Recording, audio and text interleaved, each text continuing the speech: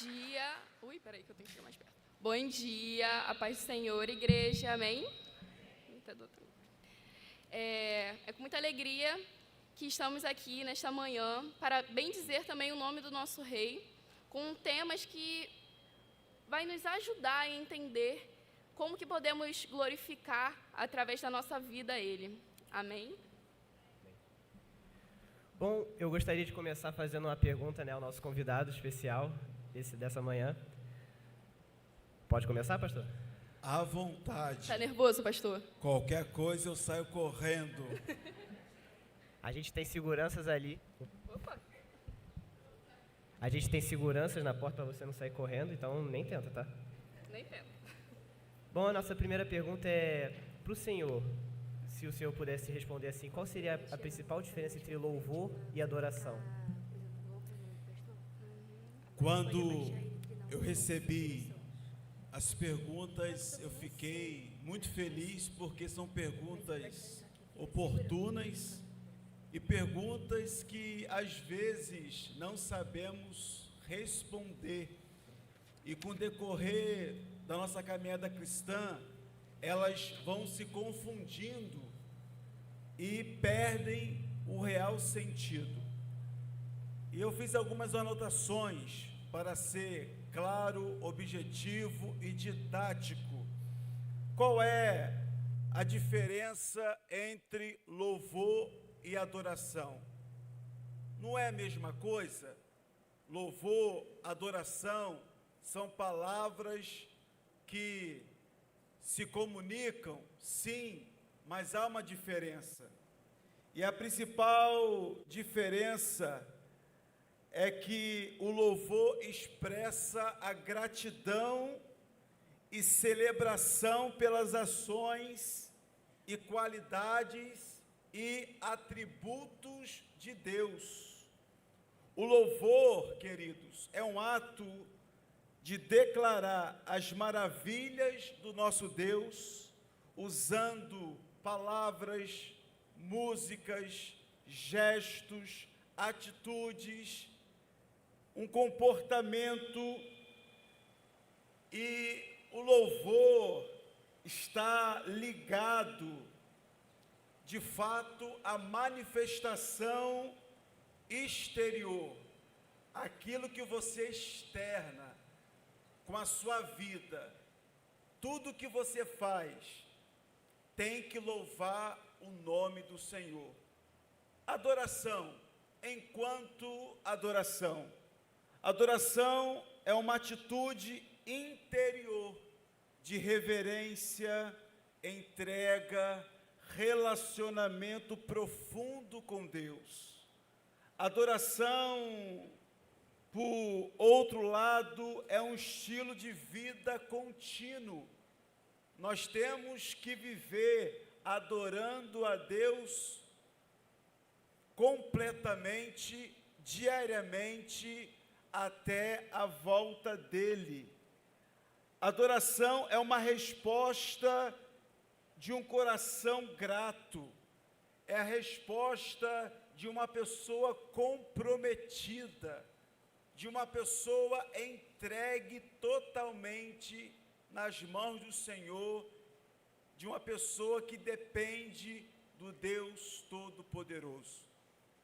É uma questão interior, que vai além do externar, vai de uma devoção que foge de um ajuntamento, mas você estando em casa, no seu secreto, na sua devocional, ou no trânsito, trabalhando, estudando, você pode estar adorando a Deus perfeitamente, completamente, de forma genuína e sincera. Adoração é um estilo de vida, né, pastor? Nós temos que viver em constantemente adorando a Deus, né, com as nossas atitudes, com as nossas ações. Vamos passar para a segunda pergunta, que é o que significa adoração para o Senhor, pastor? E como ela se manifesta na vida cotidiana de um cristão? Não querendo ser repetitivo, Mas adoração é uma atitude interior de reverência. É por isso que nós não podemos julgar a forma que a pessoa adora. Ela pode expressar levantando as mãos, chorando, se ajoelhando, ou ela pode estar contida, porque vem do coração, é de dentro para fora, é veneração, é uma entrega total a Deus, é um relacionamento profundo, é reconhecer a majestade, a soberania de Deus, a sua divindade. É um ato vertical que vai conectar o indivíduo diretamente a Deus, levando a uma união mais íntima com Ele. E é algo diário, constante, repetitivo, não é de vez em quando. E como se manifesta, como se expressa, como você bem falou, Esther, como um estilo de vida integral, total, inegociável, que se reflete em tudo que você faz.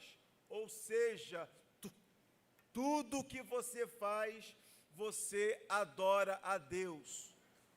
Um comportamento, uma atitude, uma palavra, um gesto, uma reação. Se você está no trânsito e tem um comportamento agressivo, você está demonstrando se você adora ou não adora a Deus. Quando você recebe uma ordem e executa, você está dizendo se você adora ou não adora a Deus.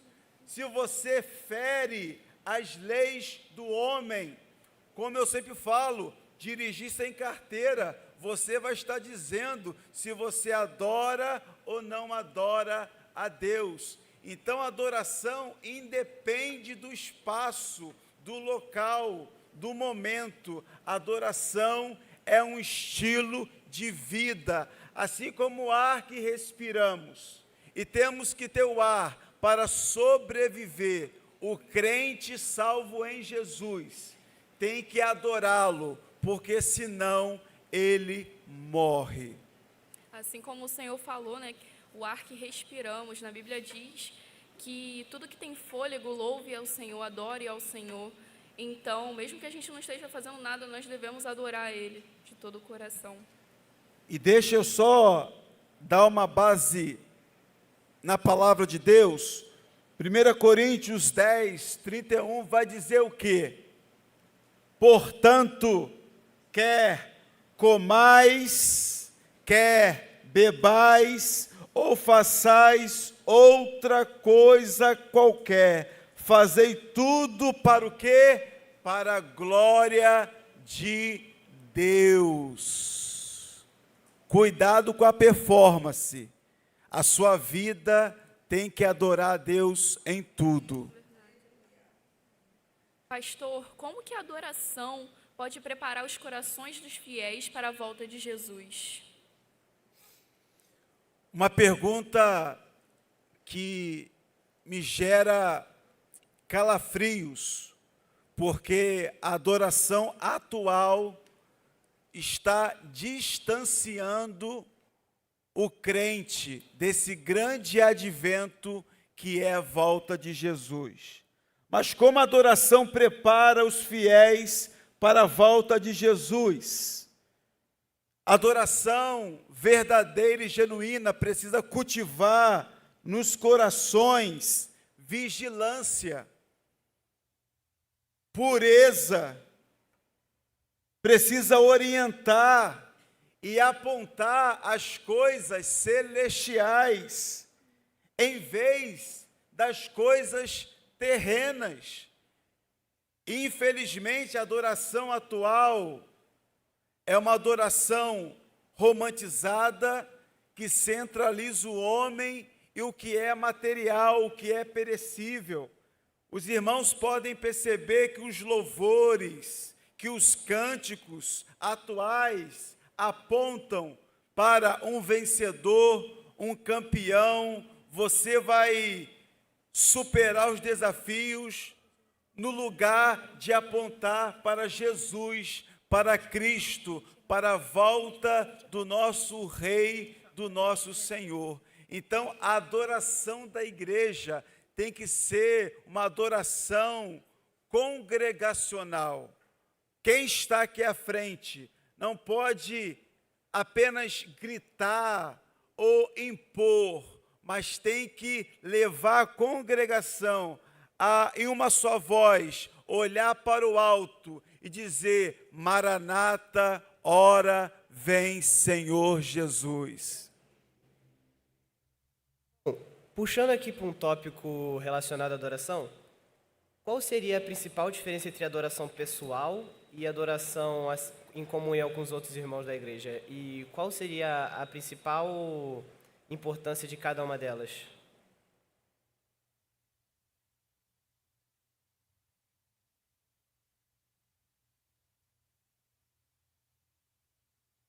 De maneira prática e direta,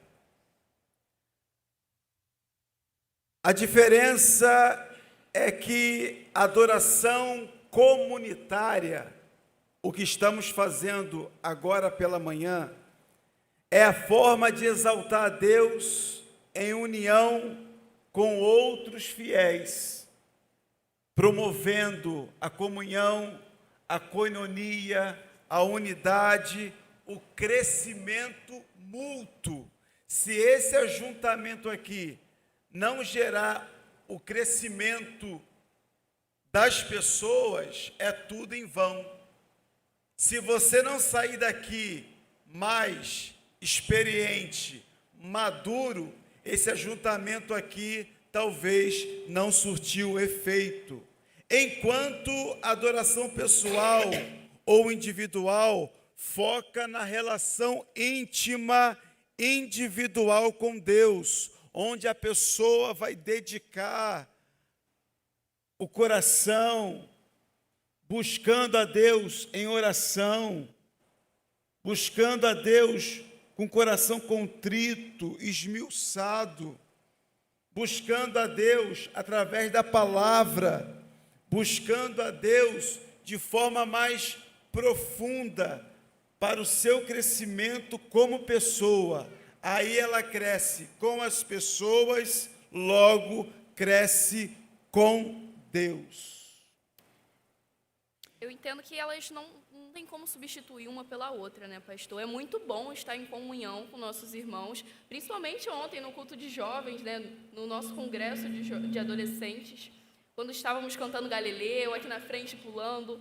É uma alegria, é muito bom, mas a verdadeira adoração está aonde ninguém vê, quando ninguém vê. De fato, podemos ser verdadeiros com Deus, nos derramar diante dele com verdade. Às vezes ficamos com vergonha de estar entre nossos irmãos, confessar algumas coisas que nós fazemos, ou onde a gente errou, onde a gente caiu. Mas quando a gente entra no nosso quarto e tranca a porta, nós temos Deus para compartilhar as nossas falhas, os nossos pecados. Nós conseguimos nos abrir com Ele. Isso vai gerar intimidade com Ele cada vez mais. A adoração pessoal é muito mais íntima, né? É um aprofundamento muito maior do Evangelho na nossa vida, você diria assim. Isso aí. Quando estamos vivendo esse momento aqui, esse ajuntamento, é de suma importância. Aqui está a fogueira, e cada um pode se considerar um graveto. E quando os gravetos se reúnem ao entorno do centro que é Jesus, a tendência é incendiar em um todo. Mas, muitas vezes, esse incendiar no coletivo só terá efeito se no meu íntimo, no meu secreto, se na minha adoração individual eu de fato levar a sério. Na verdade, queridos, o que acontece aqui é a consequência da minha semana. Se eu oro diariamente, se eu busco diariamente, se eu tenho uma vida de devoção, se eu busco no meu mais íntimo, quando eu chegar aqui, a minha intimidade, a minha busca com a sua busca faz essa fogueira incendiar, e todos juntos, em uma só voz, podemos dizer que Ele é santo, que Ele é santo, que Ele é santo. Amém. Quais são os desafios que os cristãos enfrentam diariamente em relação à sua adoração? E como podemos superá-los assim? Eu quero iniciar de forma curta e grossa. Hoje falta verdade. Nós estamos aqui, mas não estamos aqui. A nossa adoração, o nosso louvor é de boca para fora. E o que impede, quais são os desafios para a igreja não vivenciar verdadeiramente uma adoração genuína? Falta de verdade, a distração pelas preocupações seculares, a influência do materialismo e da superficialidade na vida cristã, a pressão da sociedade secular e suas falsas buscas por significado, a superficialidade teológica em algumas igrejas. E fiquem atentos a esse desafio que está matando a igreja atual, uma vida religiosa acomodada. Tempo de igreja não significa que você é igreja. Tempo de igreja não significa que você vai para o céu. Assim como um carro que entra na garagem e você também, não significa que você é um carro. De igual modo, é uma pessoa quando está na igreja. Uma coisa é estar na igreja, outra coisa é ser igreja. E como superar tantos desafios? Superar isso é preciso, Almi, Esther, manter o foco diário no relacionamento com Deus. Volto a dizer, através da oração, da leitura da palavra, cultivar uma cosmovisão cristã sólida, responder com veemência à razão da nossa fé.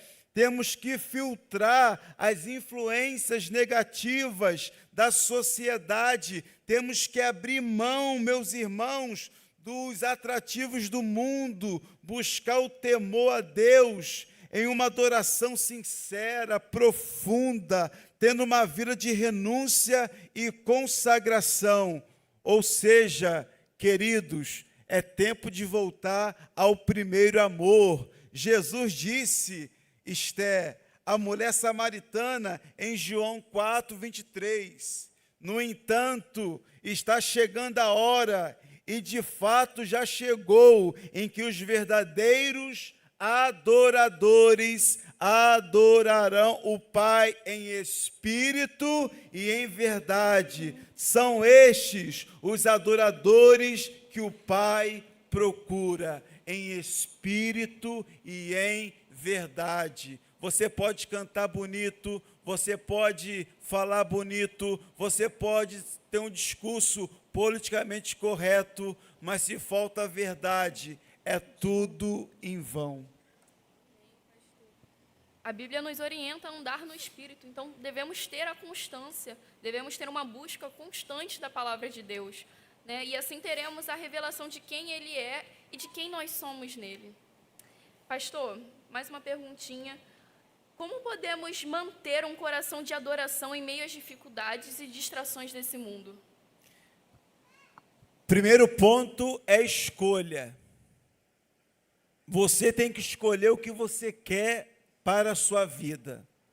O mundo ou Deus? Lembre-se, ficar em cima do muro é ficar do lado do diabo. Temos que manter um foco. Nunca se viu uma igreja tão distraída, uma geração de crentes tão distraídos com o mundo. Temos que manter um foco no relacionamento com Deus através da oração e da palavra de Deus. Cultivar uma visão cristã sólida. Quem eu sou em Deus? Quem é Deus? Deus existe. Ele está aqui na pessoa do Espírito Santo. Ou eu me adaptei a estar na igreja aos domingos? É necessário abrir mão de toda investida negativa do mundo, até mesmo no meio gospel. Hoje, no meio gospel, estão nos oferecendo produtos para alimentar o nosso ego, as nossas emoções e em detrimento à falência da nossa vida espiritual.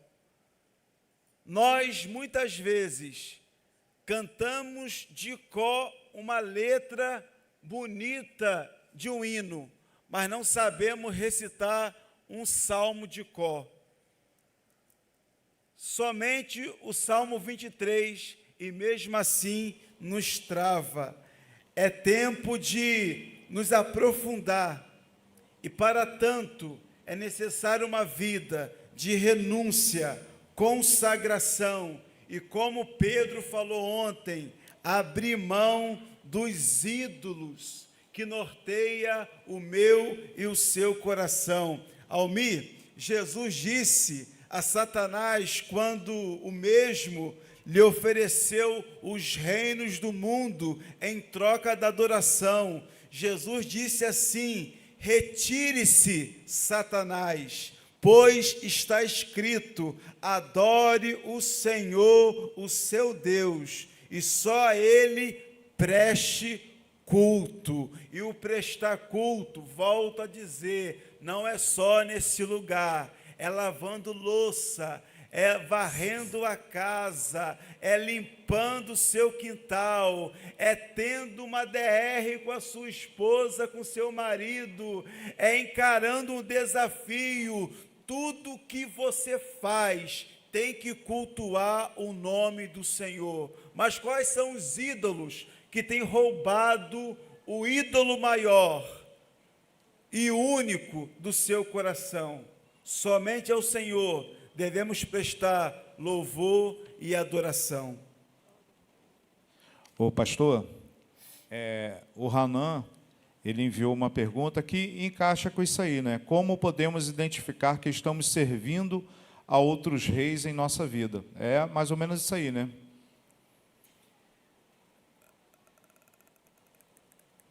Se o seu coração ou se a sua vida cristã está confortável demais, é sinal que você está jogando do lado errado. Quem está servindo a Deus tem uma vida de renúncia, uma vida de sacrifício. Toma a cruz e segue a Jesus. Uma vida confortável cristã é uma vida perigosa e pode levar você a consequências terríveis, terríveis, terríveis. Porque adoração, queridos, e louvor geram um esforço. Você está aqui, gera um esforço. É necessário pagar um preço. Mas se está tudo legal, tudo bacana, tudo ok, pode ter certeza que tem alguma coisa de errado. Acenda a luz vermelha. Não é jargão, mas o crente passa pela prova dando glória a Deus. Amém, pastor. Na sua opinião, como a expectativa pela volta de Jesus deve influenciar a prática de adoração nas igrejas de hoje? Esther, a expectativa pela volta de Jesus deve ser uma urgência, tem que ser uma necessidade. Precisamos mudar e moldar a nossa adoração com urgência. A adoração, o louvor, quem está aqui em cima precisa incentivar a vigilância, santidade, um serviço ativo, compassivo aos outros, como também o nosso louvor e a nossa adoração tem que estar pautada na palavra, tem que ser uma palavra, uma pregação cantada, com verdade, com ardor, sem medo, sem vaidade, apontando sempre para Jesus. Aí eu faço uma pergunta para todos nós: por que mudou-se tanto a forma de adorar hoje? Porque massageia o nosso ego, porque traz uma sensação de bem-estar, porque mudou a estrutura do culto e transformou em um show, porque proporciona dopamina, alegria, que é momentânea. É o mesmo que você comer uma colher de açúcar, vai lhe dar uma boa sensação, vai lhe dar um pico de glicose, mas daqui a pouco vai cair. Mas uma adoração verdadeira é contínua e mantém você firme, independente das situações que você possa viver. E a adoração tem que levar o homem ao arrependimento. A nossa adoração, o nosso louvor tem que constranger o pecador. Se o pecador se sente confortável na igreja, tem alguma coisa de errado. Sabe por quê? O amor, o Deus de amor, pregou com veemência acerca do inferno, e foi o que mais pregou sobre o inferno. O amor veio como cordeiro, mas voltará como leão. O cordeiro, você se aproxima, faz carinho, até pega no colo. E o leão, ele voltará para julgar as nações com justiça. Bem, pastor. Pastor, eu entendo que muitas vezes minha mãe falou isso comigo, já falou isso comigo, que se queremos ir para o céu e viver na eternidade, como que a gente quer viver uma vida de oba-oba agora? No céu estaremos adorando constantemente. Então, agora, hoje, devemos adorar também constantemente. Porque o que a gente vai fazer no céu? A não ser adorar a grandeza do Rei. Puxando para um tópico um pouco diferente, uma pergunta meio pessoal, o que o senhor teria a dizer para os irmãos que não têm um entendimento da essência do evangelho, têm um entendimento raso e têm vivido um evangelho de hábito, um evangelho cultural assim? Que conselho você daria para eles na vida? O nosso maior erro é abrir mão de princípios e fundamentos e verdades inegociáveis. Um crente superficial, Almir, uma geração superficial, é uma geração que não conhece o seu Deus. E como você conhece seu Deus? Não é com livro de autoajuda, não é com 7 passos para uma vida vitoriosa. é lendo, relendo e vivendo a palavra de Deus. Conhecereis a verdade, e a verdade vos... O meu povo sofre por falta de... É a palavra de Deus. A palavra de Deus é a nossa bússola, é o nosso manual de fé e prática, é a régua. Mas hoje, infelizmente, estamos trocando o momento de devoção, de leitura da palavra, por eventos atrativos que vão mexer só no emocional. Devemos cultuar a Deus com razão. Com razão. Fé é sobrenatural, mas adoração, louvor, servir a Deus é algo racional. Eu amo a Deus porque Ele me amou primeiro. E quando eu mergulho na palavra de Deus, conheço o Deus que eu sirvo, com certeza eu vou ter uma vida consolidada. É por isso que hoje somos levados por ventos de doutrina. Meus irmãos, o meu maior medo, não por mim, mas pela igreja atual, é quando o anticristo se levantar. Sabe por quê? Porque hoje nos permitimos ser enganados por palavras vazias, púlpitos fracos, mensagem que não tem cruz. Imagina um anticristo que vai surgir preparado, capacitado, e a palavra diz que vai enganar a muitos, até mesmo os escolhidos. Pergunto a vocês, qual é a razão da fé de vocês? Por que vocês estão aqui? O que motivou vocês a acordar cedo, um domingo, para estar aqui? Por que as igrejas hoje não tem mais EBD, não tem mais culto pela manhã, é somente culto à noite? Porque virou um ajuntamento, virou um atrativo. Mas eu sou de uma época, Almir, que culto de doutrina era prioridade. Conhecer a palavra de Deus era o desejo que anelava o coração de muitos.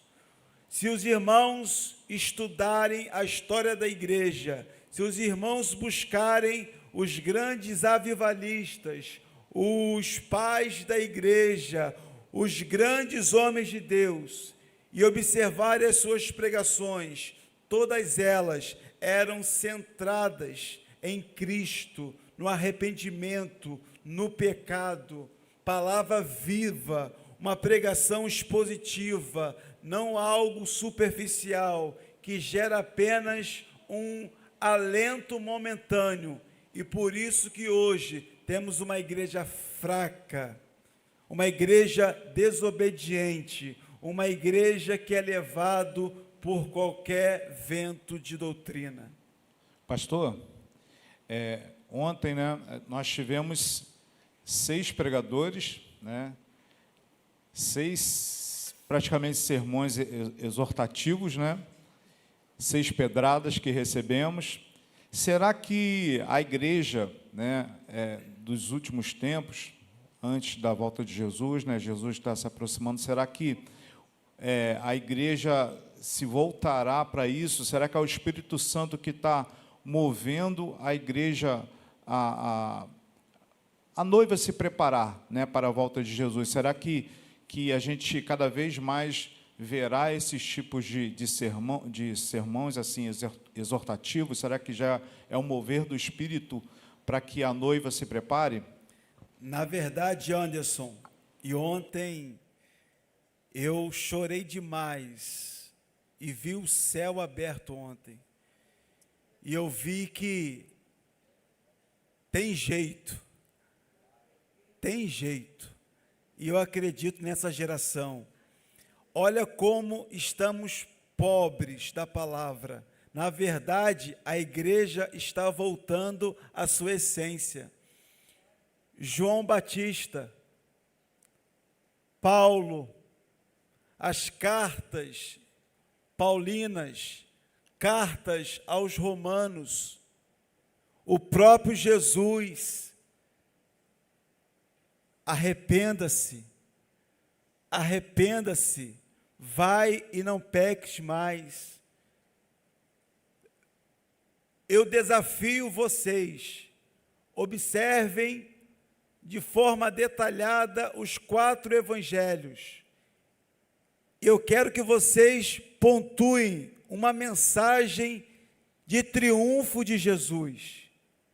É uma mensagem sempre apontando ao reino, ao céu, às mansões celestiais.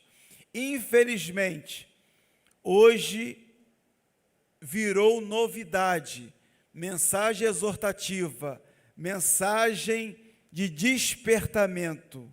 Mas eu acredito sim, Anderson, que estamos caminhando para os últimos dias, que antecede a volta de Jesus, e estamos vivendo o último ato da igreja, a igreja que prepara o caminho para a vinda do noivo.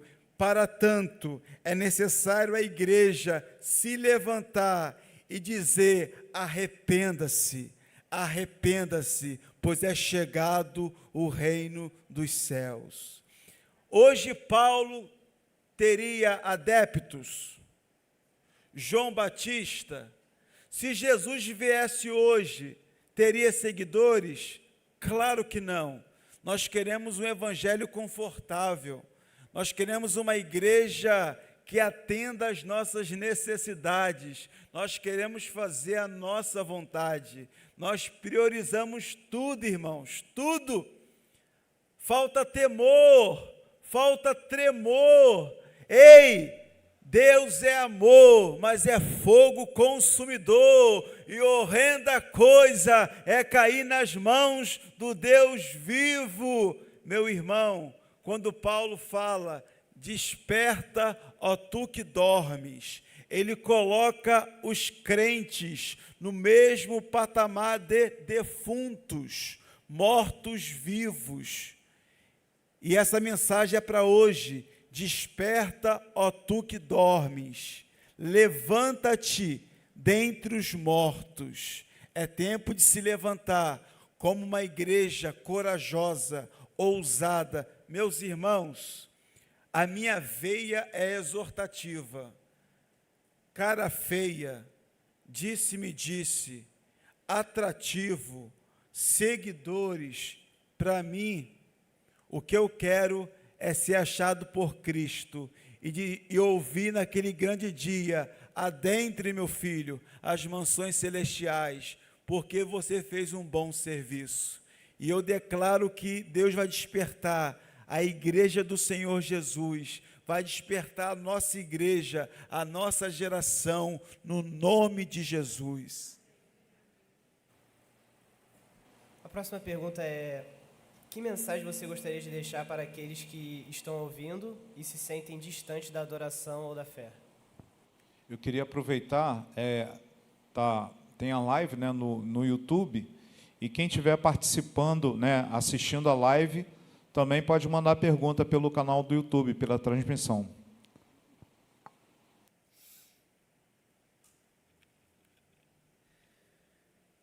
Primeiro ponto é você agir com sinceridade e reconhecer: eu sou um cristão, um crente medíocre, mediano.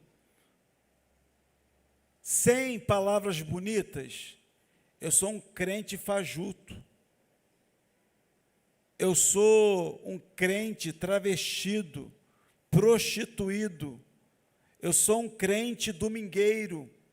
Eu sou um crente religioso, que ao invés de me aproximar de Deus, estou me distanciando do Senhor. Reconheça e confesse a sua necessidade, meu irmão, a Deus. reconheça a sua situação e arrependa-se enquanto é tempo. Comece hoje uma conexão com Deus. Volte a ler a palavra de Deus. Volte a ter um tempo de devocional, de devoção com Cristo. Mantenha a vida de fé ativa, estando na igreja, na fogueira, envolvido com a comunidade. Pratique gratidão e seja obediente. Mantenha um foco em Deus. Não permita que as distrações do mundo tire você do foco. Jesus, a razão da sua fé. Mantenha-se firme, conectado. Isaías 55, Almir, versículo 6, versículo 7, nos dá uma bela orientação. O profeta fala ao nosso coração: buscai ao Senhor enquanto se pode achar, invocai-o enquanto está perto. Deixe o ímpio o seu caminho e o homem maligno os seus pensamentos, e se converta ao Senhor, que se compadecerá dele. Torne-se para o nosso Deus, porque Ele é grandioso em perdoar. Ainda é tempo de voltar para Jesus. Só depende de você. Nunca é tarde para voltar, né, pastor? Agora indo para um meio mais teológico também, e sobre a volta de Jesus e seu retorno. Pastor, o senhor acredita que os sinais que antecipam o retorno do Rei Jesus estão se intensificando? Sim. Muitas interpretações teológicas consideram os sinais que antecipam a volta de Jesus como mais evidentes, citando o aumento de conflitos, desastres naturais, crises humanitárias, o esfriamento do amor, a falta de temor, a apostasia. A intensificação desses eventos, Esther, é o cumprimento de profecias bíblicas. Precisamos nos atentar aos sinais, porque o caminho está se estreitando.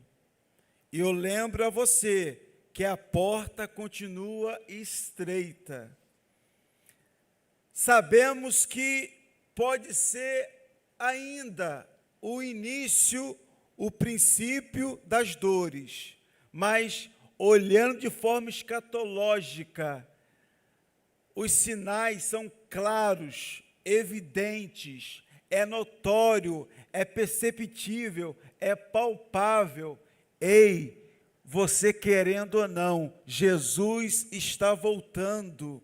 2 Pedro, capítulo 3, do versículo 10 ao versículo 14, vamos ler assim: porém, o dia do Senhor está chegando, e ele virá como um ladrão.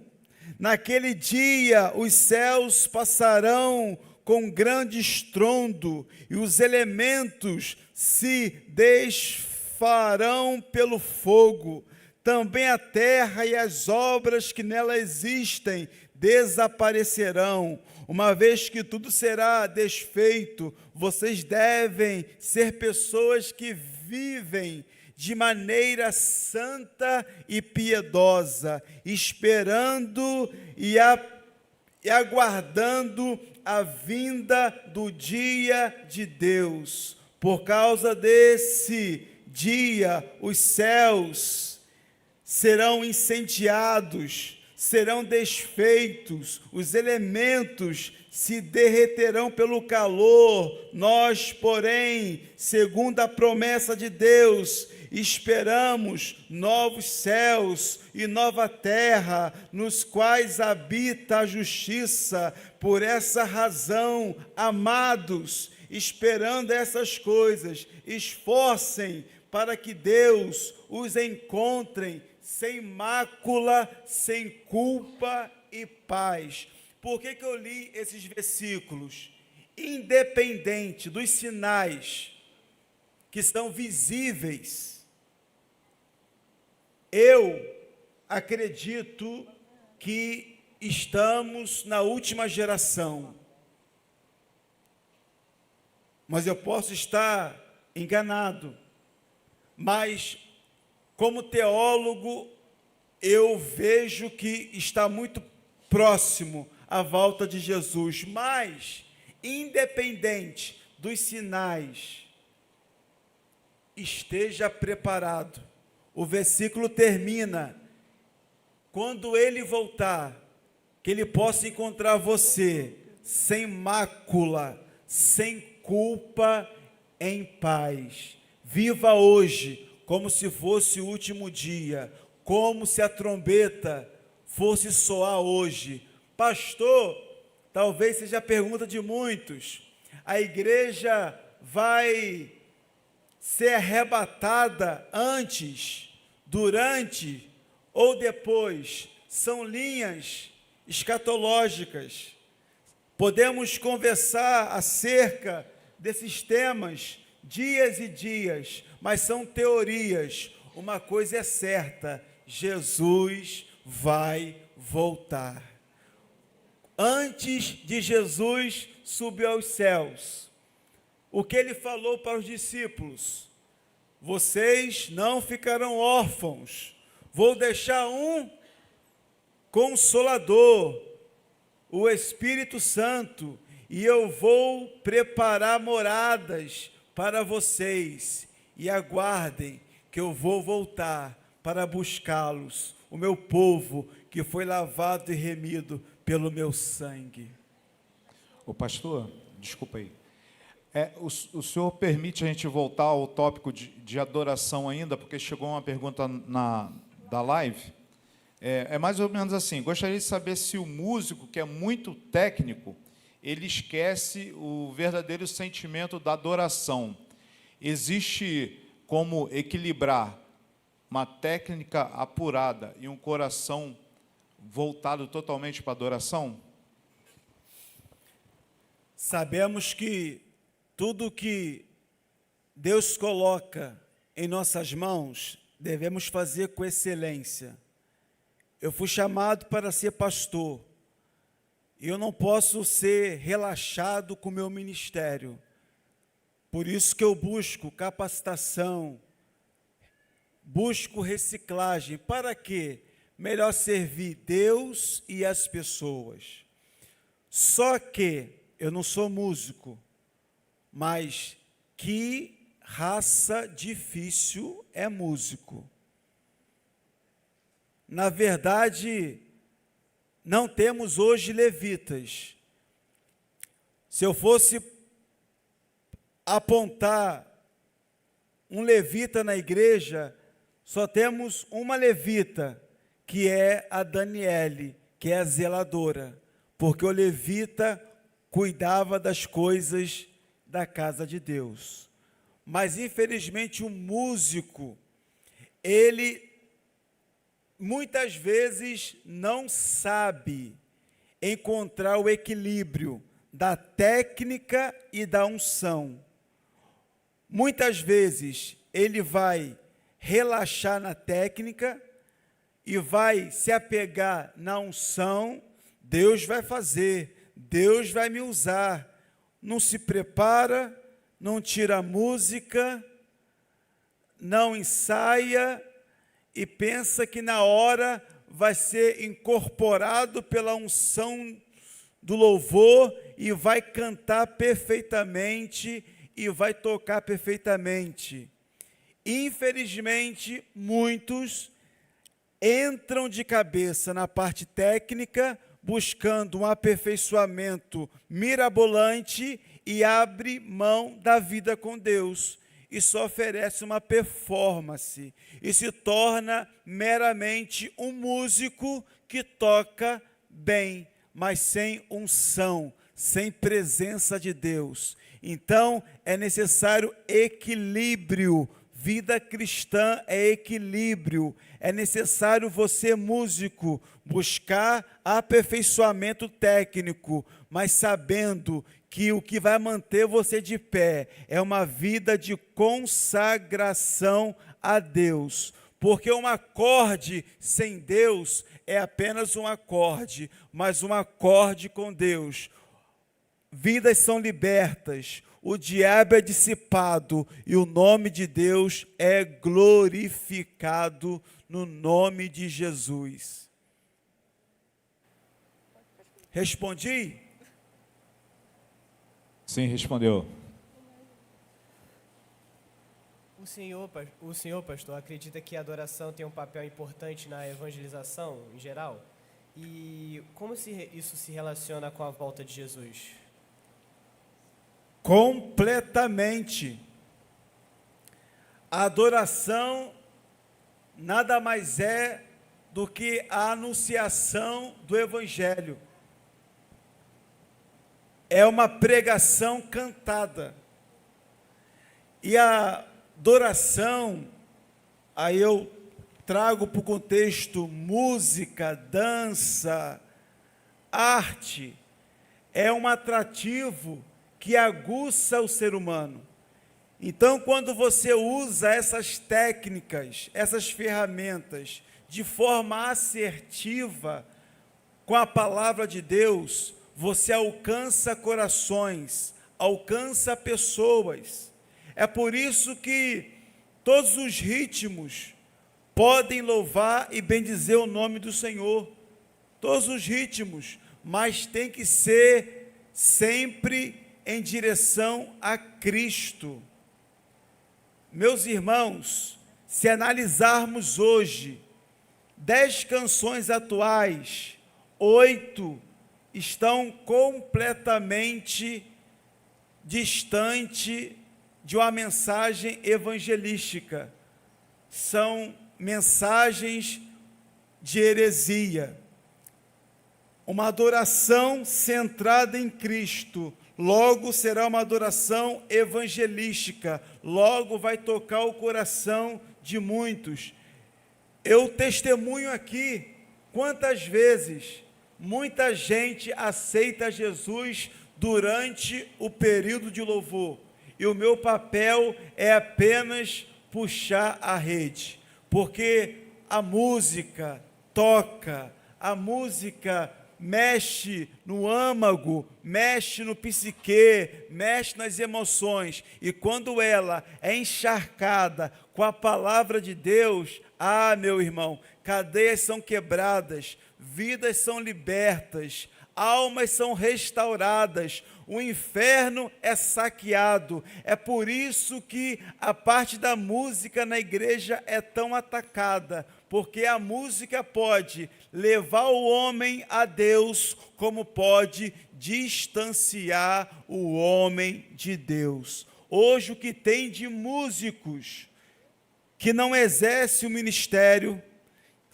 tocam, que é uma beleza, são extremamente capacitados, mas por causa dos achismos e por causa do gosto musical, não para agradar a Cristo, preferem ficar sentados no banco.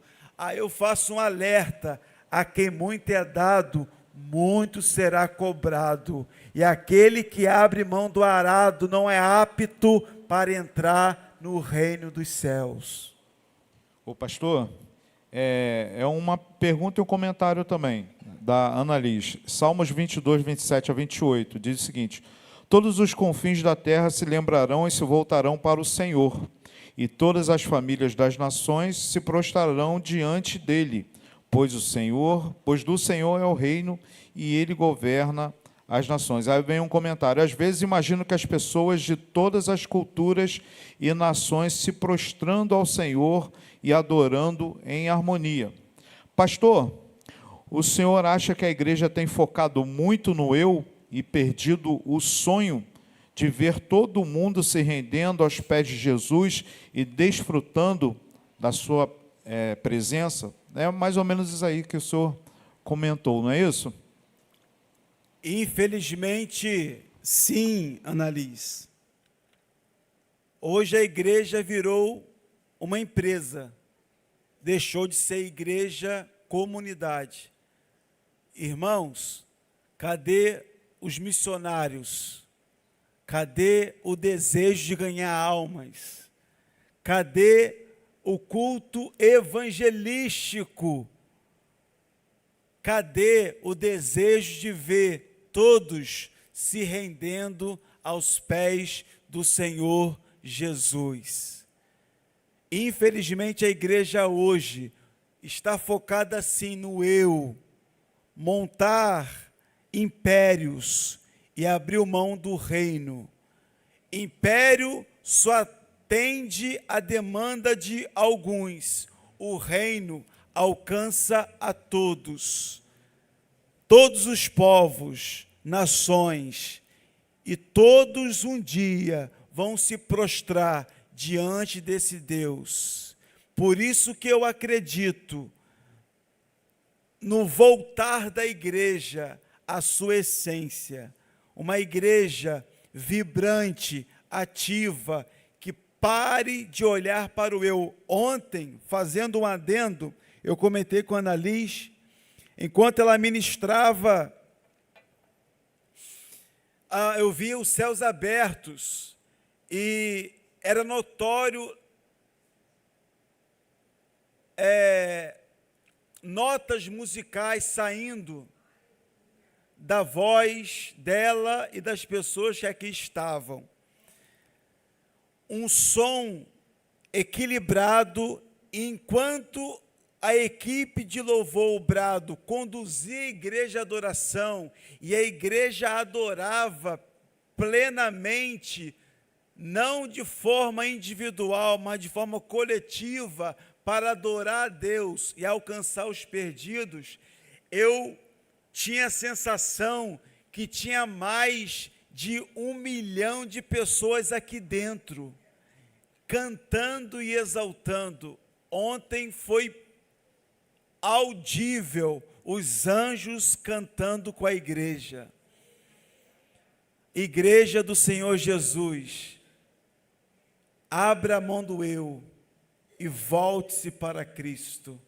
Volte-se ao desejo de ver almas se rendendo ao Senhor Jesus. Pastor, então, eu entendo que a vinda de Jesus está próxima e que, de fato, precisamos de parar de olhar para o nosso próprio umbigo e começar a olhar para as pessoas, para as vidas que estão lá fora. E muitos dizem que a nossa geração, a minha geração, está perdida pelo fato de estar no mundo. Mas eu vejo isso na escola mesmo, com a célula na escola, que tem tantas, mas tantas vidas sedentas por Deus. Só que elas não entendem que essa sede, essa fome de alguma coisa, esse vazio, só vai ser preenchido por Ele. E assim como o diabo, ele quer arrastar multidões para ir morar no inferno, sofrer junto com Ele a eternidade, nós devemos também ter a consciência que devemos arrastar também pessoas para que venham povoar o céu. Porque é muito fácil buscar individual, mas evangelizar aquele amigo da escola, um amigo de um trabalho, da faculdade, principalmente na faculdade, onde é um meio tão difícil, né? Mas nós, cristãos, precisamos nos posicionar e falar da verdade do reino, e que Ele está voltando e que o tempo está se findando. Porque senão essas pessoas vão perecer. Se a gente continuar olhando para o nosso próprio umbigo, para o nosso próprio nariz, essas pessoas vão perecer no inferno. Assim como nós não queremos ir para lá, nós temos que pensar no próximo também, temos que amar o próximo como nós mesmos. Não adianta nada eu me preocupar só com a minha salvação e esquecer de uma pessoa, de uma moradora de rua, que precisa de uma palavra, às vezes de um abraço. Somos muito egoístas. Nós cristãos, infelizmente, somos muito egoístas. Pensamos só na gente, só porque a gente tem, às vezes, muitas vezes nós não temos. E nós somos ingratos por isso. Devemos agradecer a Deus, independente de ter ou não, se Ele fez ou não. E temos que evangelizar, buscar mais, para poder nos capacitar para também falar do amor dEle, porque não adianta nada a gente ir sem base nenhuma, sem, de fato, meditar na lei dEle e viver o que a lei dEle nos ordena. Esse é o ID, é o que Jesus nos chamou para fazer, ID, por toda a terra, pregar o evangelho a toda criatura. Temos que fazer isso. Parar de esquentar o banco e convidar pessoas para sentar no banco conosco, para buscar conosco. E, voltando para a pergunta que acabei me distraindo, pastor, isso é uma dúvida de muita gente, crente e não crente, cristão e não cristão. Jesus tem uma tatuagem na coxa, pastor? Tchan, tchan, tchan, tchan.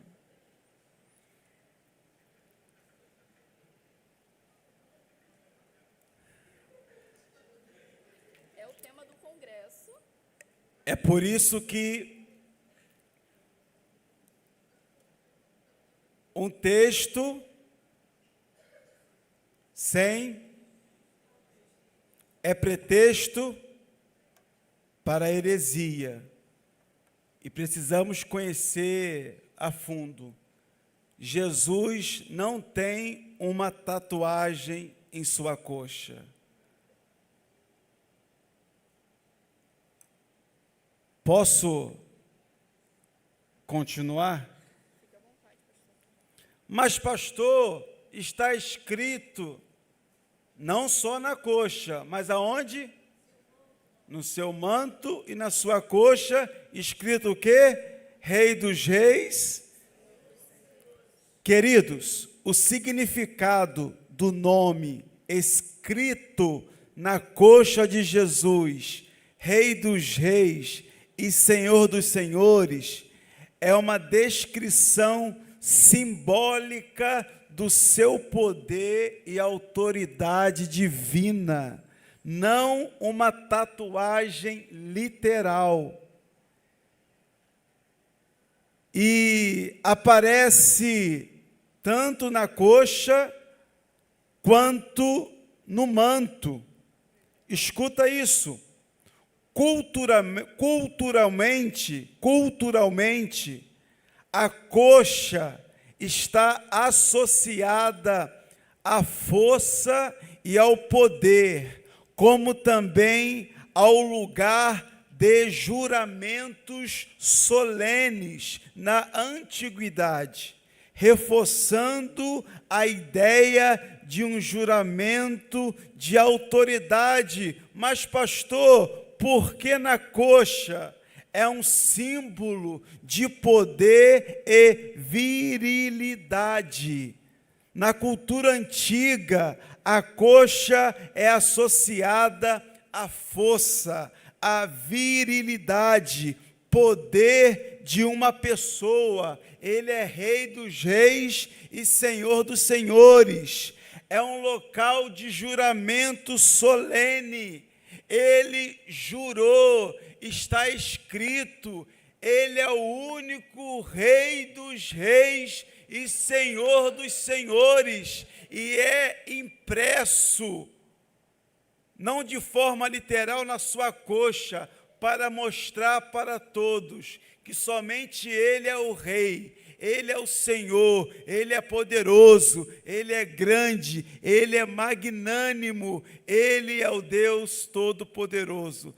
Se você quer tatuar na sua coxa que Jesus é o Rei dos Reis, Senhor dos Senhores, é uma questão pessoal, cabe outro upcast, né? Upcast. Mas Jesus não tinha tatuagem. Significava poder, autoridade, um juramento solene. Ele jurou: eu sou o Rei dos Reis e Senhor dos senhores. Por que você está preocupado então? Por que você está inquieto? Você serve ao Rei dos reis e Senhor dos senhores. Glória a Deus. Só queria ler uma contribuição aqui. Está chegando muito comentário agora na reta final, né? A gente já está acabando o Upcast, mas o Alexandre, baterista, ele está assistindo a live e botou assim: acredito que o equilíbrio, né, que o pastor falou, entre unção e técnica, existe 3 pilares. Primeiro, que é o caráter de Cristo, o caráter que vem de Cristo, né? A unção, ligada à busca incessante, e também a técnica, né, que é usar o conhecimento para oferecer o melhor louvor, porque quando a gente está seguro tecnicamente, a gente fica mais à vontade, fica mais livre para oferecer a nossa adoração. Esse foi o comentário que o Alexandre, baterista, enviou. Perfeito. Perfeito? A gente tem mais comentários. Assim, já chegamos no horário proposto, né?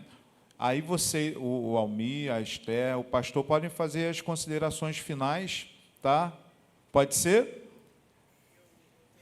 Eu tenho uma dúvida, porque no versículo tema do congresso diz que ele tem escrito na coxa e no manto.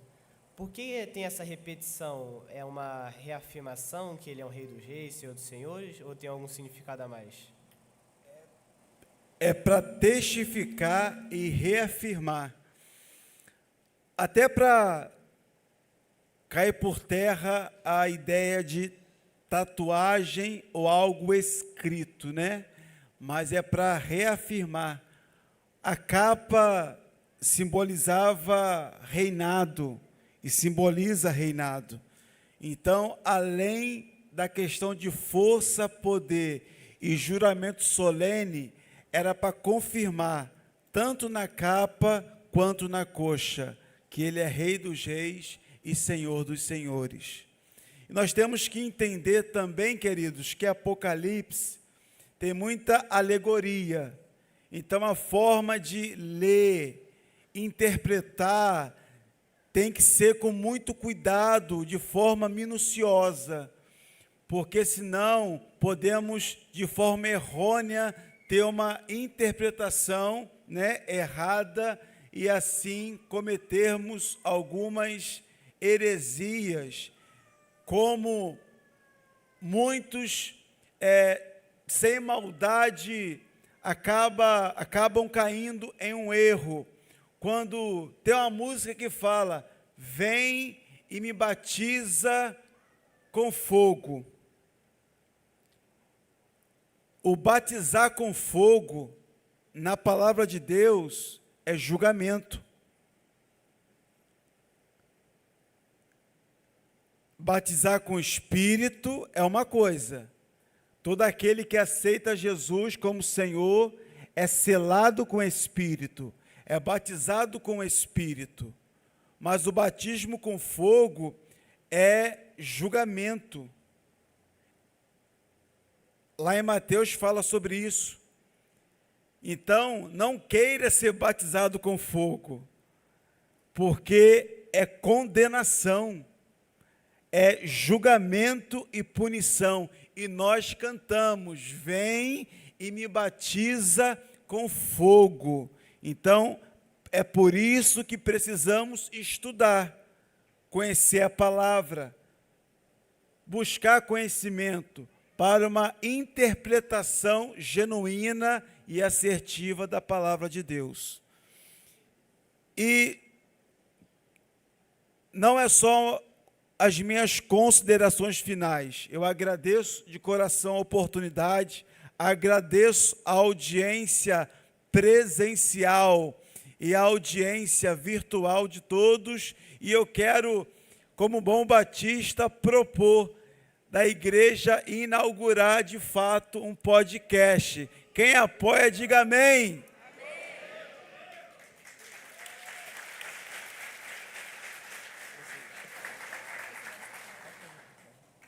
Queremos agradecer a Maili e ao Anderson por ter nos convidado, né, nos dado essa missão de estar aqui, porque é desafiador, irmãos, foi tenso. Ontem nós recebemos a lista de perguntas, ontem de noite, né, madrugada.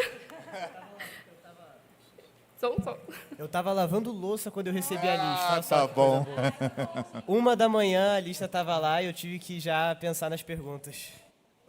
Lavando louça para a glória de Deus. Amém!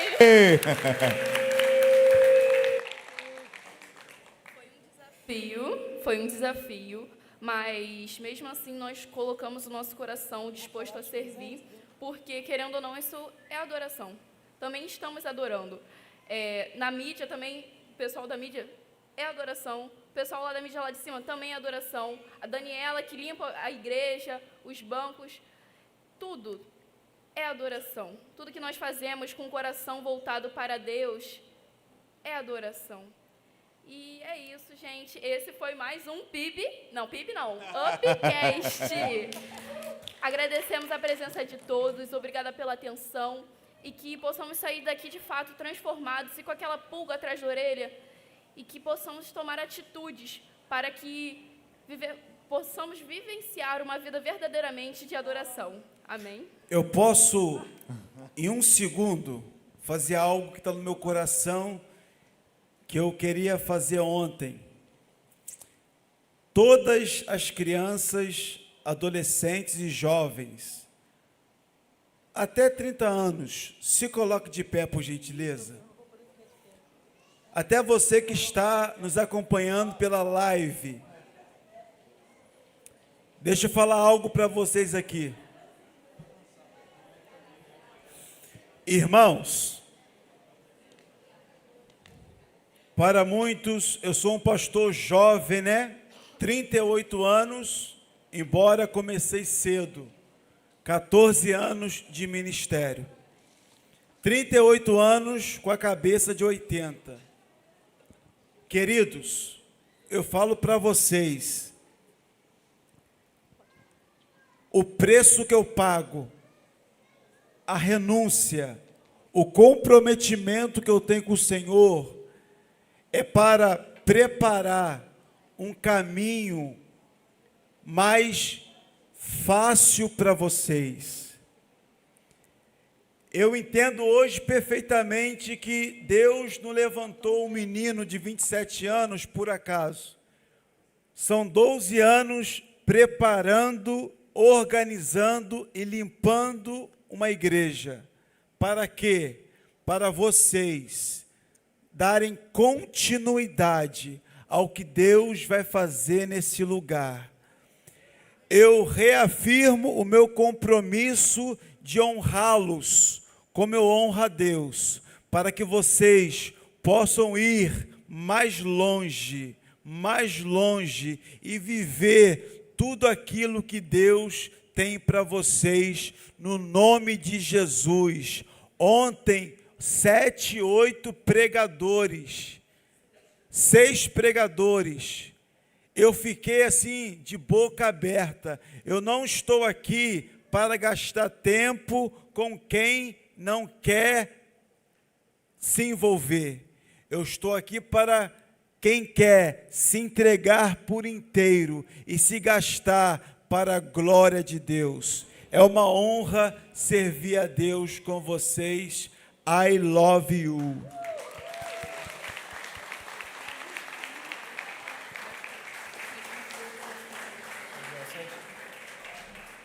Gostaria de agradecer a presença de todos que estão aqui essa manhã.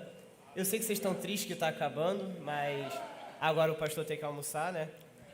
E não fica triste não, tem mais à noite. Espero ver todos vocês aqui.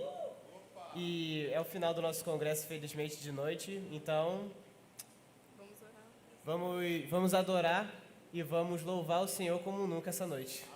Glória a Deus. Amém?